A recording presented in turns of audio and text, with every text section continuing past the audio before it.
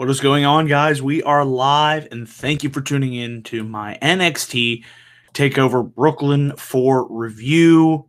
We got the live chat posted. It has been a long time since I've done a live review, and it's great to be back up here. We got a lot to talk about and to break down coming out of this NXT TakeOver Brooklyn 4. Once again, what can I say? NXT TakeOver continues to deliver. Probably still the weekend. We still have to wait for SummerSlam.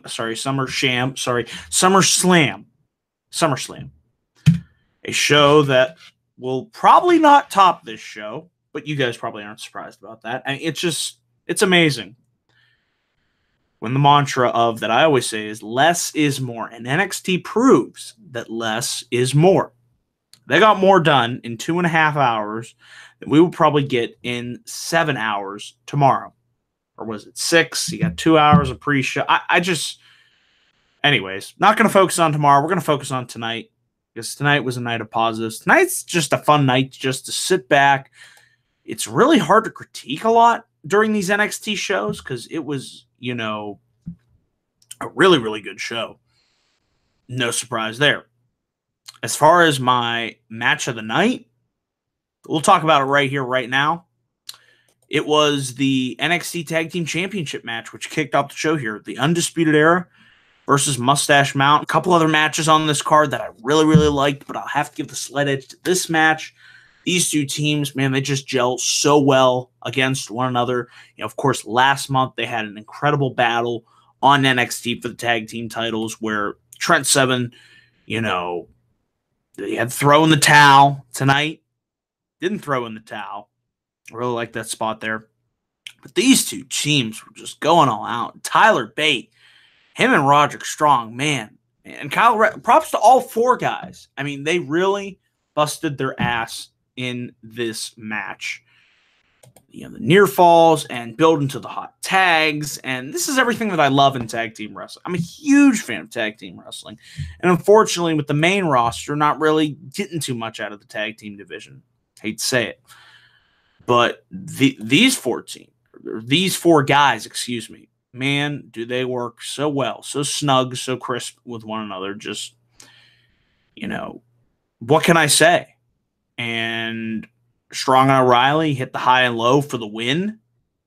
So my prediction was correct. The Undisputed Era retain. I didn't see them losing.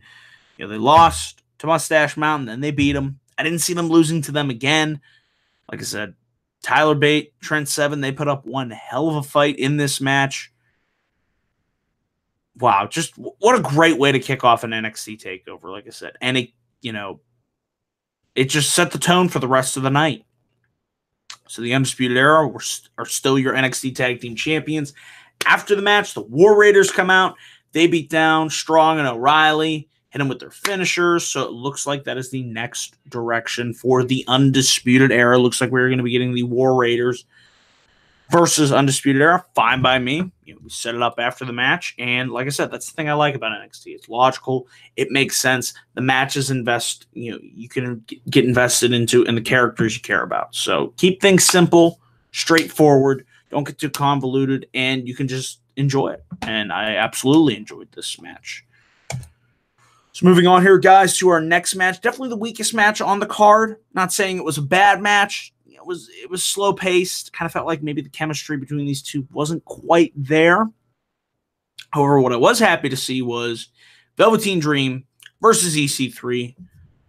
And on Velveteen Dream's tights, he had "Call me up, Vince." And I'm sure Vince, who knows if Vince will ever see that, but the crowd saw it. I saw it. I'm like, oh my God, I love Velveteen Dream. Props to him for coming up with that. That was just incredible. As far as this match, I thought it was okay. Like I said, slow-paced, back-and-forth action here. Velveteen Dream hit the Dream Valley Driver on the apron, and that looked really sick right there. He went up to the top, hit the Rainmaker on EC3 while he was on the ring apron. Looked like EC3 got cut on his eye. Not sure where that happened. So he did get busted open there, so we got some blood. And Dream, after that, he dragged EC3 back into the ring and got a much-needed win. It's been a while since Velveteen Dream picked up a win here on an NXT TakeOver. Thought he was in need of one. I think the last time that he won on an NXT TakeOver, correct me if I'm wrong here, was against Cassius Ohno at TakeOver Philadelphia. So not the Dream's best match on a TakeOver, but it was a solid to decent enough match. It was what it was. Like I said, probably my weakest match on this card. Not saying it was bad by any means, but compared to the rest of the matches that we got on NXT TakeOver, certainly the weakest. But that's okay. Like I said, happy to see Velveteen get a win here, and I hope he doesn't get called up. I'm worried about if he would get called up on the main roster.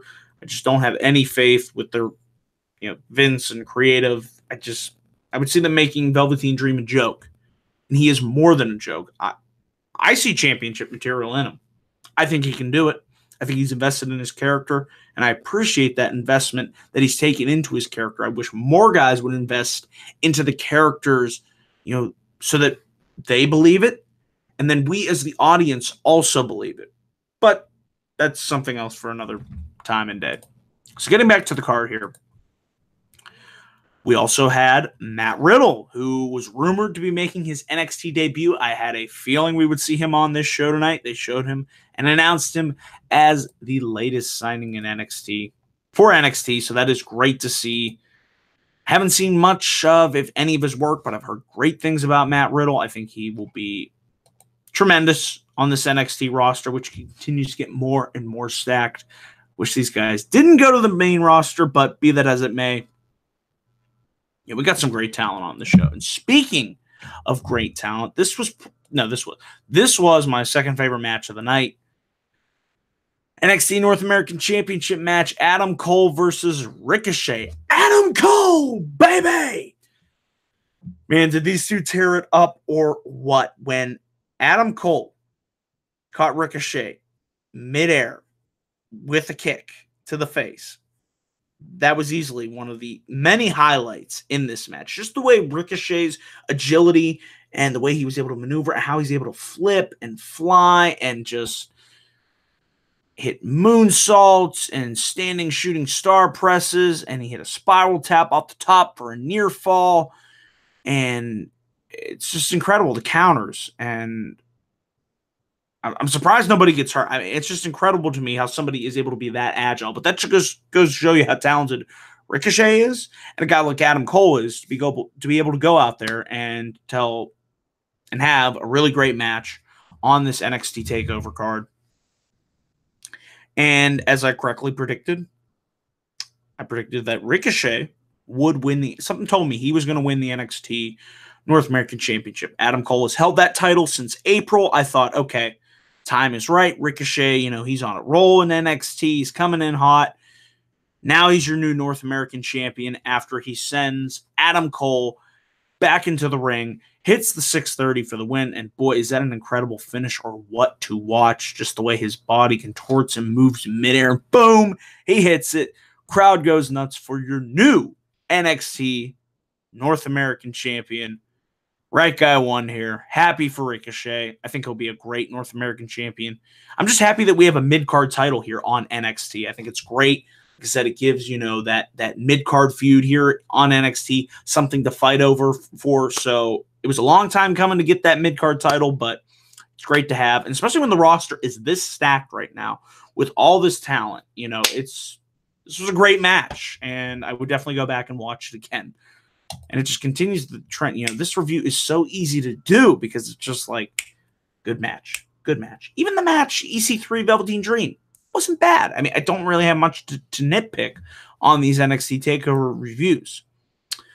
And we'll just breeze right along here.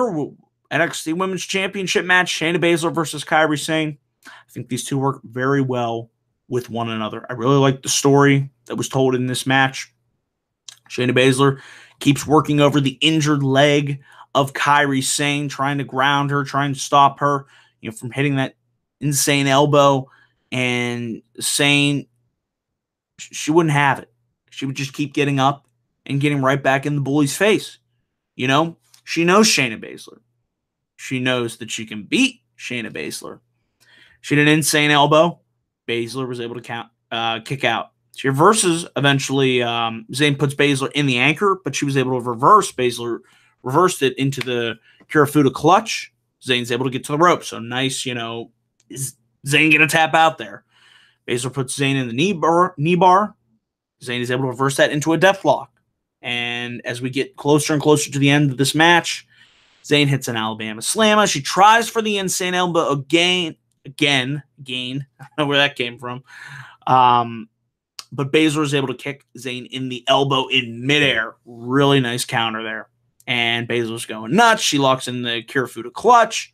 And Zane is able to get into the backflip, into a pin, and get the 3 count. So, to my surprise, this was the one match that I didn't get right. I thought Baszler, something tells me she's going to win. But no, Kairi Sane has Shayna Baszler's number and won the NXT Women's Championship.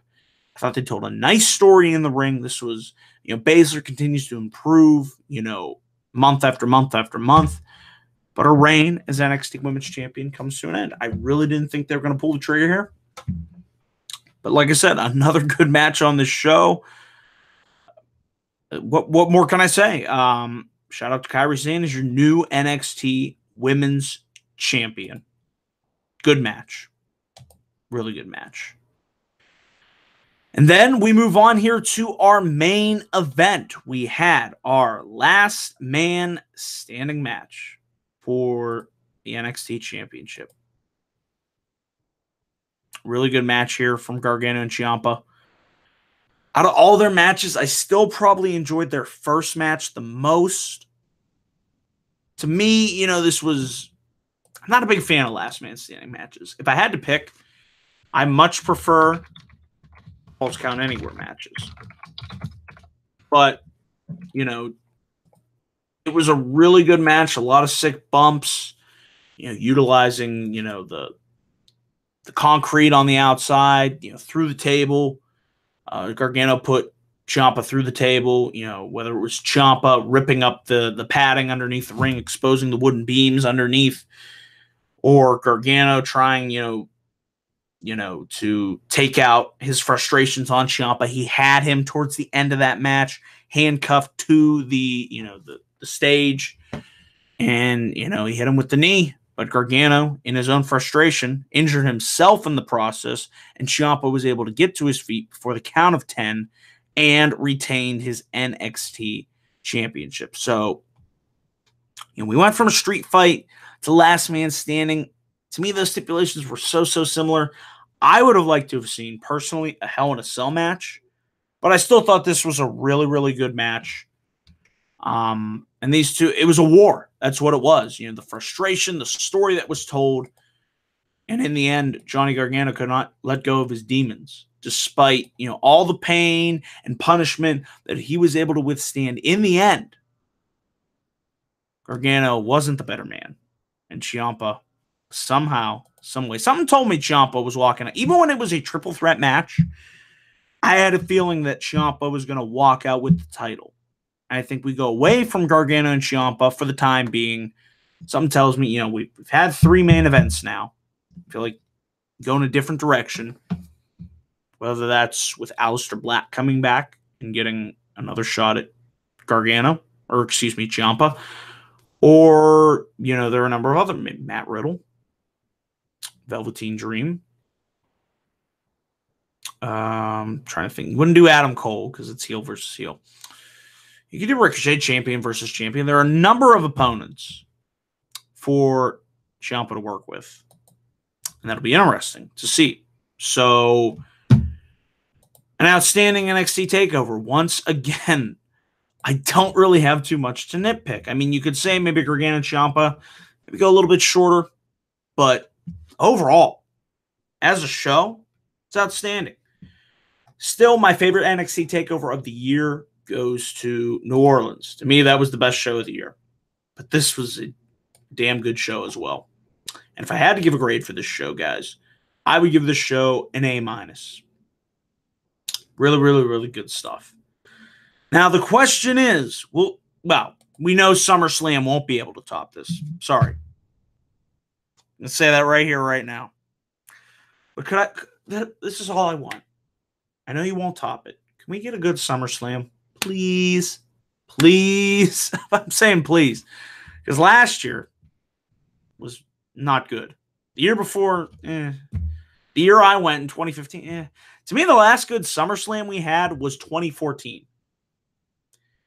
The problem is, it's going to be 6 hours. This was 2.5 hours. So it just goes to show you, less is more. That should be the theme of the night. Less is more. Get that chant going. Less is more. So I hope SummerSlam's good. I hope you guys enjoyed NXT TakeOver as much as I did. Like I said, these are some of the easiest shows of the year to watch. And if you're watching live, thank you all for tuning in. I appreciate that so much. And before I go off the air here, I want to say, be sure to check out my new personal vlog documenting my stunt choreography work. I'm going to be working with the Kane Action Team. So shout out to them, Matt Kane, good friend.